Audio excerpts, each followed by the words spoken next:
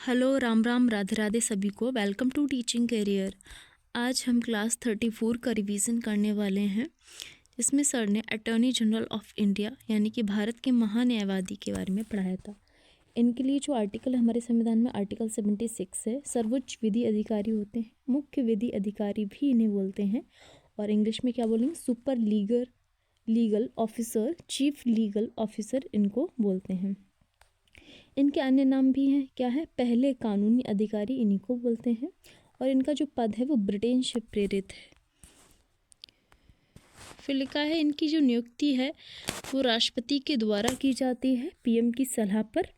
राष्ट्रपति के प्रसाद पर्यंत ये कार्य करते हैं, लेकिन इनका पद जो है वो पूर्णकालिक नहीं होता है।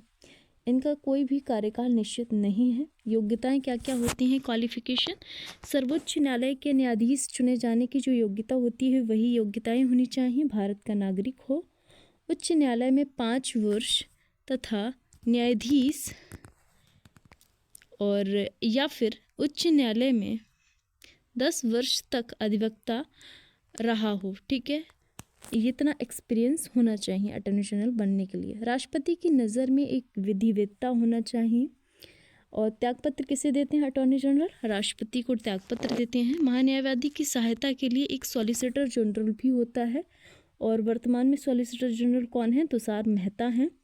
सॉलिसिटर जनरल के बारे में क्या है, इनकी नियुक्ति भी राष्ट्रपति के द्वारा की जाएगी। प्रधानमंत्री की अध्यक्षता वाली कैबिनेट नियुक्ति समिति CGI की हेल्प के लिए अतिरिक्त CGI होंगे, ऐसा जो कैबिनेट जो होती है वो नियुक्त करती है, ठीक है। इन एडिशनल सॉलिसिटर जनरल की जो संख्या है वो निश्चित नहीं होगी। फिर है जो AGI है, उसके लिए आर्टिकल कौन सा? आर्टिकल 76 है। जब इसके लिए आर्टिकल 76 है तो AGI का यानी कि अटॉर्नी जनरल ऑफ इंडिया का जो पद है वो एक संवैधानिक पद है। लेकिन जो SGI होते हैं, SGI होते हैं, solicitor general of India plus additional solicitor general of India जो होते हैं, इनका पद संवैधानिक नहीं होता, क्योंकि इनके बारे में कोई भी आर्टिकल हमारे संविधान में नहीं दिया है, ठीक है। महान्यायवादी की कौन कौन से राइट्स होते हैं, कौन कौन से अधिकार होते हैं वो देख लेते हैं। किसी भी न्यायालय में ये सुनवाई कर सकते हैं, उसका अधिकार इन्हें होता है। निजी प्रैक्टिस कर सकते हैं जो भारत सरकार के खिलाफ ना हो, वो उस तरह के केस में ये लड़ सकते हैं, उस तरह के केस जो भारत सरकार के खिलाफ ना हो। संसद के दोनों सदनों की संयुक्त बैठक कर सकते हैं, उसमें भाग ले सकते हैं, लेकिन वहाँ पर ये भाषण दे सकते हैं, लेकिन मतदान का अधिकार नहीं होता है इन्हें, वोटिंग का राइट नहीं होता। और ये किस में दिया है? आर्टिकल 88 में दिया है। संसद सदस्यों के विशेषाधिकार के हकदार होते हैं, और ये आर्टिकल कौन से में दिया है? 105 में दिया है। फिर है लोकसभा समिति के सदस्य हो सकते हैं, ठीक है, हो सकते हैं। वेतन और भत्ते राष्ट्रपति द्वारा निर्धारित किए जाते हैं अटॉर्नी जनरल ऑफ इंडिया के। भारत के पहले जो न्यायवादी थे वो कौन थे? MC शीतलवाड़ थे, मोतीलाल चिमनलाल शीतलवाड़, और इनका लॉन्गेस्ट टेन्योर रहा है अब तक का। 1950 से 1963 तक इन्होंने काम किया इस पद पर। दूसरे AGI जो थे अटॉर्नी जनरल ऑफ इंडिया, चंद्र दफ्तरी थे, और यही पहले सॉलिसिटर जनरल भी रहे हैं, ठीक है। साथ में अटॉर्नी जनरल ऑफ इंडिया कौन थे? सोली सोराबजी थे, जिनका कार्यकाल सबसे छोटा है, इसलिए ये इम्पॉर्टेंट है। कार्यकाल कब का है? 1989 से 90 तक इनका कार्यकाल रहा, केवल 1 वर्ष का।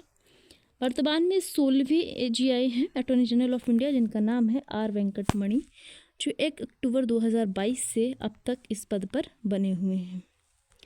फिर सर ने पार्लियामेंट के बारे में पढ़ाया था, जिसके लिए आर्टिकल है 79 कहता है कि संसद का गठन होगा, कॉन्स्टिट्यूशन ऑफ अ पार्लियामेंट। संसद के 3 अंग होते हैं, कौन कौन से होते हैं? राष्ट्रपति, राज्यसभा और लोकसभा। राष्ट्रपति के आर्टिकल 52 है, राज्यसभा के लिए आर्टिकल 80 है, वही लोकसभा के लिए आर्टिकल 81 है। लेकिन क्वेश्चन अगर ऐसा पूछता है संसद के कितने सदन होते हैं, तब हम 2 आंसर करेंगे, लेकिन अंग पूछे जाएंगे तो 3 आंसर होंगे। राज्यसभा क्या होती है? राज्यसभा उच्च सदन होती है, द्वितीय सदन होता है, यह संघीय सदन होता है। इसके बहुत सारे नाम हैं, ठीक है, और इसी को स्थायी सदन कहते हैं, परमानेंट हाउस कहते हैं, क्योंकि ये डिसॉल्व नहीं होती। वहीं लोकसभा निम्न सदन है, प्रथम सदन इसको बोलते हैं, लोकप्रिय सदन बोलते हैं, और अस्थायी सदन होता है क्योंकि ये डिसॉल्व हो सकती है। आर्टिकल 80 कहता है राज्यसभा का गठन, फॉर्मेशन ऑफ राज्यसभा, जिसमें संविधान द्वारा निर्धारित अधिकतम सदस्य कितने होने चाहिए राज्यसभा में, तो 250 होने चाहिए, 250, जिसमें 238 निर्वाचित होंगे और 12 नामांकित होंगे।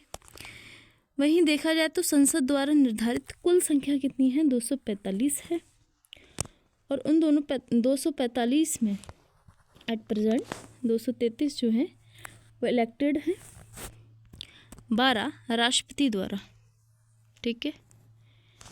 फिर लिखा है जो 233 हैं इलेक्टेड हैं, उसमें राज्यसभा से कितने आते हैं, 225, और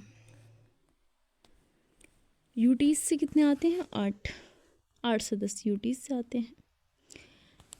वो यूटी कौन कौन सी हैं जहाँ से सदस्य आते हैं, तो जम्मू कश्मीर, दिल्ली और पुडुचेरी है, ठीक है। जम्मू कश्मीर से 4, दिल्ली से 3 और पुडुचेरी से 1। लोकसभा का जो गठन है, आर्टिकल 81 कहता है लोकसभा के गठन के बारे में। संविधान द्वारा निर्धारित कुल सदस्य कितने होंगे लोकसभा में, 552 है, और 550 जो है इलेक्टेड होंगे। वहीं 2 जो है एंग्लो इंडियन के लिए था ये पद, और जो मनोनीत किए जाते थे, जिससे 104वां संविधान संशोधन द्वारा इस पद को ख़त्म किया गया था। वहीं इलेक्टेड जो हैं 550, इसमें 530 स्टेट से आते हैं और 20 यूटीज से आते हैं, यानी कि यूनियन टेरिटरी। संसद द्वारा निर्धारित कुल संख्या कितनी है, तो 543 है, जो कैसे होंगे, इलेक्टेड होंगे, 524 स्टेट से और 19 यूटीज से। तो ये थी हमारी क्लास। थैंक्स फॉर वॉचिंग, मिलते हैं नेक्स्ट वीडियो में।